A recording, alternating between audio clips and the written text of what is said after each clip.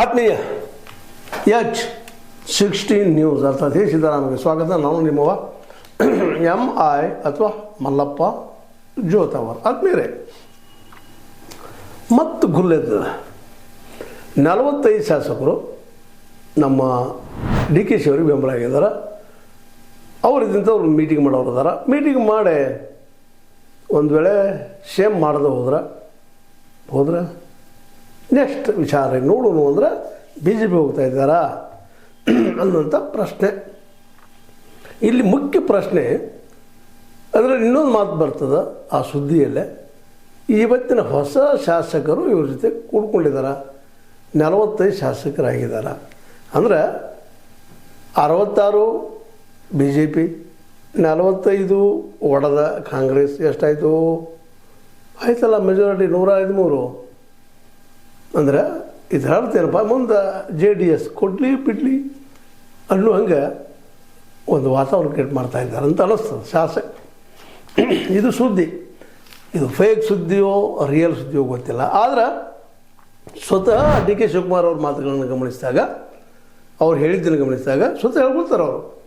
ನೀವು ಬರಿತೀರಪ್ಪ, ಏನಕ್ಕೆ ಇರಲಿಲ್ಲ, ನಾವು ನಮ್ಗೆ ಭೇಟಿಯಾಗಿಲ್ಲ, ಮಾತಾಡ್ಸಲಿಲ್ಲ, ಹಾಗೆ ಹೀಗೆ.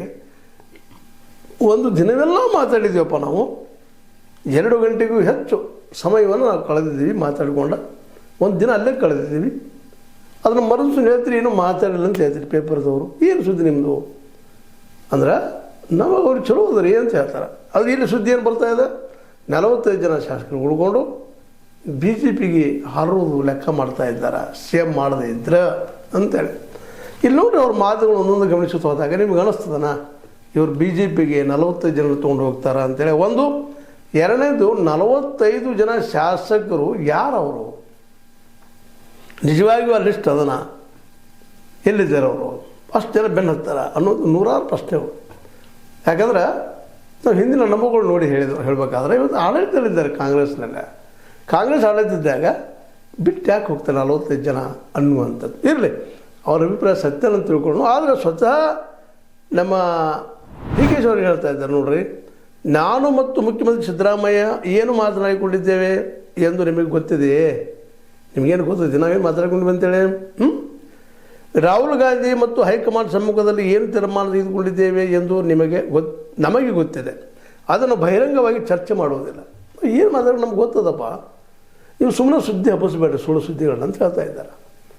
BJP ಸೇಮ್ ಆದ, ಮತ್ತೊಂದಾದ, ಮುಗಿದೊಂದಾದ ಅಂತ ಏನೇನು ಮಾಡ್ತೀರಲ್ರಿ. 45 ತೊಗೊಂಡು ಹೊಂಟ್ರು ಅಂತೇಳಿ ಅಲ್ಲದು. ಸಿದ್ದರಾಮಯ್ಯ ಕೂಡ ನನಗೆ ಬೆಂಬಲವಾಗಿದ್ದಾರೆ. ಕಾಂಗ್ರೆಸ್ ಪಕ್ಷದ 40 ಶಾಸಕರು ನನ್ನ ಬೆಂಬಲಕ್ಕೆ ಇದ್ದಾರೆ. 140 ಶಾಸಕರು ಅದಾರ ನನಗೆ, 45 ಯಾಕೆ ಅಂತ ಕೇಳ್ತಾ ಇದ್ದಾರೆ ಅವರು. ನನ್ನ ವಿಚಾರದಲ್ಲಿ ಪಕ್ಷ ಏನು ಹೇಳುತ್ತದೆಯೋ ಅದನ್ನು ಕೇಳುತ್ತೇವೆ ಎಂದು ನಾನು ಮತ್ತು ಮುಖ್ಯಮಂತ್ರಿ ಒಮ್ಮತ ತೀರ್ಮಾನಕ್ಕೆ ಬಂದಿದ್ದೇವೆ. ಹೈಕಮಾಂಡ್ ಹೇಳ್ತಾ ಇಬ್ಬರು ಕೇಳ್ತೀವಿ, 9ಕ್ಕೆ ಬಂದೀವಪ್ಪ ನಾವು. ಯಾಕೆ ಈಗ ನಾವು ಮುಖ್ಯಮಂತ್ರಿ ಆಗ್ಬೇಕಂತಿಲ್ಲ ಅಂದ್ರೆ ನಿಮ್ಗೆ ಅಂತ ಕೇಳೋಂಗೆ ಕೇಳ್ತಾರೆ. ನಾನು 140 ಮಂದಿ ಶಾಸಕರು ಇದ್ದಾರೆ, ನೀವು 40 ಮಂದಿ ಹೆಸರಾಗಿ ಹೇಳ್ತಾ ಇದ್ದೀರಿ ಅನ್ನೋ ಮಾತಾಡ್ತಾ ಇದ್ದಾರೆ. ಆದರೂ ಸುದ್ದಿ ಹಬ್ಬಿಸ್ತಾ ಇರ್ತಾರೆ, ಯಾರು ಇವರು ಅಂತ. ಯಾಕೆ ಹಬ್ಬಿಸ್ತಾ ಇರ್ತಾರೆ? ಆರಂಭದಲ್ಲಿ ನಮಗೆ ಗೊತ್ತದ, ಇದ ಮೋದಿಯವರು ಕಾಂಗ್ರೆಸ್ ಮುಕ್ತ ಭಾರತ ಮಾಡ್ತಾನಂತ ಹೇಳ್ತಾ ಇದ್ದಿದ್ದು. ಅಂಥ ಕಾಂಗ್ರೆಸ್ನ ಉಳಿಸ್ಕೊಂಡು ಬಂದಿದ್ದಾರೆ ಒಂದು DK ಶಿವಕುಮಾರ್ ಮತ್ತು ಅದ್ರ ಜೊತೆಗೆ ನಮ್ಮ ಸಿದ್ದರಾಮಯ್ಯ, ರಾಹುಲ್ ಗಾಂಧಿಯವರಂತ ಇದ್ದೇ ಇದ್ದಾರೆ. ಅಂದಾಗ ಈ ಕಾಂಗ್ರೆಸ್ಸನ್ನು ಒಡೆಯೋ ದೃಷ್ಟಿಯಿಂದ ಇವೆಲ್ಲ ಸುದ್ದಿ ಹಬ್ಬಿಸ್ತಾ ಇದ್ದಾರಾ ಅನ್ನುವಂಥ ಒಂದು ಪ್ರಶ್ನೆ ಅದ.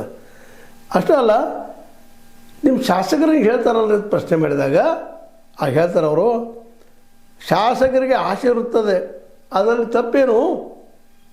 ನಾವು ಅವರ ಕಿವಿಯಲ್ಲಿ ಏನೋ ಹೇಳುತ್ತಿರುತ್ತೇವೆ, ಅವರು ಖುಷಿಯಿಂದ ಕಾಯುತ್ತಿರುತ್ತಾರೆ, ನೋಡೋಣ ಈಗ ಆ ಮಾತು ಯಾಕೆ? ಹಂಗೆ ಅವ್ರೇನೋ ಮಾತಾಡ್ತಿರ್ತಾರಪ್ಪ, ನಾವೇನು ಅದೇ ಮಾತಾಡ್ತೀವಿ ನಾವು. ಅವ್ರೇನೋ ಹೇಳ್ತಾರೆ, ಹೇಳಬಾರ್ದಂತ ಎಲ್ಲರ ಹೇಳೋರು ಹೇಳ್ರಿ, ಮಾತಾಡೋ ನಾವೇನಂತ ಗೊತ್ತದಲ್ಲ. ಹೈಕಮಾಂಡ, ನಾನು ಜೊತೆಗೆ ಸಿದ್ದರಾಮಯ್ಯನವರು.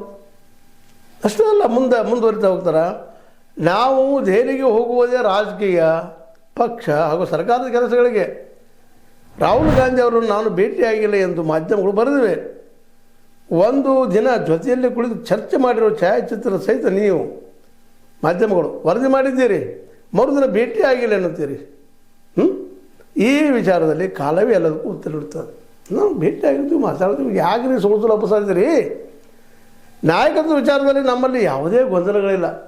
ಅಂದ್ರೆ ನಾವು ನಮ್ಮ ನಾಯಕತ್ವ ನೋಡಿವಿ ಸಿದ್ದರಾಮಯ್ಯರನ್ನ, ಅಲ್ಲೇನು ಗೊಂದಲ ಇಲ್ಲ. ಅವರಾಗಿ ನಮ್ಮನ್ನು ಮಾಡಿದ್ರೆ ಆಗ್ತೀವಿ ನಾವು ಅನ್ನೋಂಗೆ ಅದು ಟೋಣದು.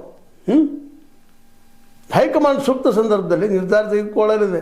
ನಾವು ಮಾತಾಡಿಕೊಂಡಿವ್ರಿ, ಹೈಕಮಾಂಡ್ ಒಳ್ಳೆ ಟೈಮ್ ತೋಳ್ತದ ಡಿಸಿಷನ್ನು.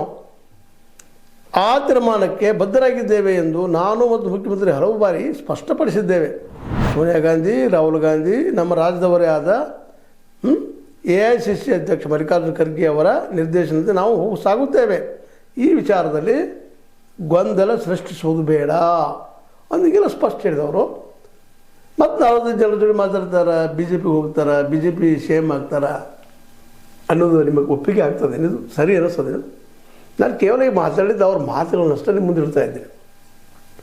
ಆದರೂ ಅವ್ರು 45 ಜನರ ತೊಗೊಂಡು BJPಗೆ ಹೋದರೆ ಅವ್ರಿಗೆ ಭವಿಷ್ಯ ಎಷ್ಟು ವರ್ಷ ಅದನ್ನು ಸಹಿತ ಅವ್ರು ತಿಳ್ಕೊಬೇಕಾಗಿದೆ. ಅವ್ರಿಗೆ ಗೊತ್ತದ. ಯಾಕಂದರೆ ಸ್ವತಃ ಅವರ ಮಾಜಿ CM SM ಕೃಷ್ಣ ಅವರ ಗತಿ ಏನಾಯಿತು, BJPಗೆ ಹೋಗಿ. ಕಾಂಗ್ರೆಸ್ ಇಲ್ಲದ್ರೆ ಇನ್ನೂ ವೇಟ್ ಇರ್ತಿತ್ತು. ಅವರು ಜೀವನದ ಕೊನೆ ಹಂತದಲ್ಲಿ ಹೋದರು. ಆ ಸಂದರ್ಭದಲ್ಲಿ ಹೋಗ್ಬೇಕಾಗಿತ್ತು, ಇವ್ರು ಹೋಗಿಲ್ಲ. ಈಗ ಸೆಕೆಂಡ್ ಪೊಸಿಷನ್ದಲ್ಲಿದ್ದಾರೆ. ನೆಕ್ಸ್ಟ್ ಅವ್ರದ್ದು CM ಆಗುವಂಥದ್ದು.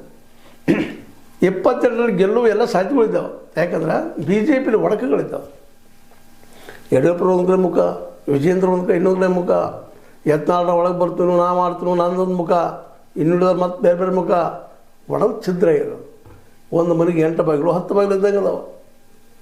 ಯಡಿಯೂರಪ್ಪನಿಂದ ಉಪಕೃತರಾದವರು ಯಡಿಯೂರಪ್ಪನ ಬೆನ್ನು ಗಡ್ತಾ ಇಲ್ಲ ಅಂದಾಗ ಯಡಿಯೂರಪ್ಪ ಇವ್ರಿಗೆ ಯಾಕೆ ಬೆನ್ನು ಗಡ್ತಾರೆ? ಯತ್ನಾಳರು ಒಂದು ಹೇಳಿದ್ರೆ ಹೊಕ್ಕರ BJP ಆಯ್ಕೆ ಭಾಳ ಕಷ್ಟ ಅದ 28ರಲ್ಲೇ. ಅದರಲ್ಲೇ ಈ ಒಂದು ಸಂದರ್ಭದಲ್ಲೇ ಕಾಂಗ್ರೆಸ್ ಬಿಟ್ಟು ಹೋಗುವಂಥ ನಿರ್ಧಾರ, 40-45 ಜನ ತೊಗೊಂಡೋಗಿ CM ಆಗೋ ನಿರ್ಧಾರ, ಇದು ಸ್ವತಃ ಅವ್ರಿಗೆ ಗೊತ್ತದ. ಯಾರಿಗೆ? DK ಅವ್ರಿಗೆ. ಇದು ಮೂರ್ಖ ನಿರ್ಧಾರ ಆಗ್ತದೆ ಅಂತೇಳಿ. ಯಾಕಂದರೆ ಕಾಂಗ್ರೆಸ್ನಲ್ಲಿ ಅವ್ರ ಬೆಲೆ ನೆಲೆ ಎಲ್ಲನೂ ಅದ. ಹೌದು, ಕಾಂಗ್ರೆಸ್ಗೆ ದುಡಿದಿದ್ದಾರೆ, ಎಲ್ಲರೂ ದುಡಿದಿದ್ದಾರೆ. ಅದ್ರೊಳಗೆ ಸಾಮೂಹಿಕ ದುಡಿಮೆ ಅದ. ಅದರಲ್ಲಿ ಒಂದಿಷ್ಟು ಹೆಚ್ಚು ದುಡಿದಿರ್ಬೋದು. ಅದು ಒಪ್ಕೊಂಡೆ ಒಂದು 2ನೇ ಪೊಸಿಷನ್ ತಂದು ಇಟ್ಟಿದ್ದಾರೆ. ಆದರೆ ಸಿದ್ದರಾಮಯ್ಯನವರು ನಿಜದ ನಾಯಕರು ಅನ್ನೋದ್ರಲ್ಲಿ 2 ಮಾತಿಲ್ಲ. ಇವ್ರಿಗೆ ದೊಡ್ಡವರು, ಅದಕ್ಕೆ ಅವ್ರ ಬಗ್ಗೆ ಗೌರವದಿಂದ ಅದರ ಕೂಡಿ ಹೋಗ್ತದೆ ಹೇಳ್ತಾ ಇದ್ದಾರೆ ಸ್ಪಷ್ಟವಾಗಿ. ಅಷ್ಟು ಹೇಳಿದರೂ ಇನ್ನೂ ಕೆಲವು ಮಾಧ್ಯಮಗಳು ಹೋಗ್ತಾರೆ, 45 ಮಂದಿ ರೆಡಿ ಆಗ್ಯಾರ, ಸುದ್ದಿ ಹಬ್ಬಿಸ್ತಾರೆ. ಇನ್ನೊಂದು ನಾವು ಪ್ರಶ್ನೆಗಳು ಮಾಡ್ಕೋಬೇಕಾಗಿದ್ದಿಲ್ಲ. ಸಪೋಸ್ ಏನಾದರೂ ನಮ್ಮ 45 ಮಂದಿ ರೆಡಿ ಆದ್ರು ಅಂತ ಇಟ್ಕೊಂಡ್ರು ಸಹಿತ DK ಶಿವಕುಮಾರ್ ಅವ್ರಿಗೆ BJPಯಲ್ಲಿ ಎಂಟ್ರಿ ಆಗೋದಕ್ಕೆ ಕುಮಾರಸ್ವಾಮಿ ಬಿಡ್ತಾರೇನೋ ಅಂತ ಇವತ್ತು ಡೆಡ್ ಅಗೇನ್ಸ್ಟ್ ಅದ ಅವ್ರ ಮಧ್ಯದಲ್ಲಿ. ಈಗಾಗಲೇ ಕರ್ನಾಟಕ ರಾಜ್ಯಕ್ಕೆ ಬರ್ತೀನಿ ನಾನು ಅಂತ ಹೇಳ್ತಾ ಇದ್ದಾರೆ. ಇನ್ನೊಂದು ಸುದ್ದಿಗಳು ಬರ್ತಾ ಇದ್ದಾವ, ಇಲ್ಲ BJPಯಲ್ಲಿ ಅಂತ ಹೇಳ್ಕೊಂಡು ನಾಯಕರಿಲ್ಲ.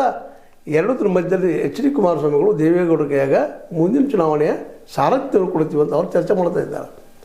ಇಂಥ ಪ್ರಸಂಗದಲ್ಲೇ DK ಶಿವಕುಮಾರ್ ಅವರು BJPಗೆ ಕಾಂಗ್ರೆಸ್ 45 ಶಾಸಕ ತೊಗೊಂಡು ಹೋಗ್ತಾರೆ. ಇದು ಭ್ರಮೆನೋ ವಾಸ್ತವ ನಿಮ್ಗೆ ಬಿಟ್ಟಂಥದ್ದು. ನಾನು ಯಾಕೆ ಚರ್ಚೆ ಮಾಡಿದ್ದಪ್ಪ ನಿಮ್ಮ ಜೊತೆಗೆ ಅಂದರೆ, DK ಶಿವಕುಮಾರ್ ಅವರ ಮನದ ಮಾತು ಮಾತಾಡಿದ್ದಾರೆ. ಇನ್ನೊಂದು ಕಡೆ 45 ಜನರು ತೊಗೊಂಡು ಹೋಗ್ತಾರೆ ಅಂತ ಹೇಳ್ತಾ ಇದ್ದಾರೆ ಅಂತ ಅನ್ನೋಂಥ ವಾರ್ತೆಗಳು ಬರ್ತಾ ಇದ್ದಾವೆ. ಇದರಲ್ಲಿ ಎರಡರಲ್ಲಿ ಯಾವ ಸತ್ಯ ನಿಮಗೆ ಬಿಟ್ಟಿದ್ದು ಡಿಸಿಷನ್. ಆದರೂ ನಾವು ಹೇಳ್ತಾ ಇರ್ತೀವಿ BJP ಹೋಗ್ತಾರಪ್ಪ ಇವರು DK ಶಿ ಅವರು ಅಂತೇಳಿ. ಯಾಕೆ ಹೇಳ್ರಿ? ನಮಗೆ ವ್ಯೂಸ ಅದೇ ಕಾಲಕ್ಕೆ ಸಬ್ಸ್ಕ್ರೈಬ್ ಆಗಬೇಕಾಗಿರ್ತದೆ. ಜನ ನೋಡ್ತಾರೆ ಪಾಪ ನಾವೇನು ಹೇಳ್ತೀವಿ ಅದನ್ನು. ಅದರ ವಸ್ತುಸ್ಥಿತಿ ಹಿಂಗಲ್ಲ. ಇನ್ನು ನಿಮಗೆ ಬಿಟ್ಟಿದ್ದು ಯಾವ ಸರಿ ಯಾವ ತಪ್ಪು. ಯಾಕಂದರೆ ಫೇಕ್ ಸುದ್ದಿಗಳ ಬಗ್ಗೆ ಭಾಳ ಮಾತಾಡೋಕೆಂತಲೂ ವಾಸ್ತವ ಸುದ್ದಿ ಮೇಲೆ ನಿಮ್ಮ ಜೊತೆ ಮಾತಾಡಿದ್ರಿ. ನಿಮಗೆ ಲೈಕ್ ಮಾಡಿ, ಶೇರ್ ಮಾಡಿ, ಕಾಮೆಂಟ್ ಮಾಡಿ, ಜೊತೆ ಸಬ್ಸ್ಕ್ರೈಬ್ ನಿಲ್ಲಿಸ್ಬಿಡ್ರಿ. 16 ನ್ಯೂಸ್ ಸಿದ್ದರಾಮಯ್ಯ ಸತ್ಯ ಕೈಗಳೇ ವಂದನೆಗಳು.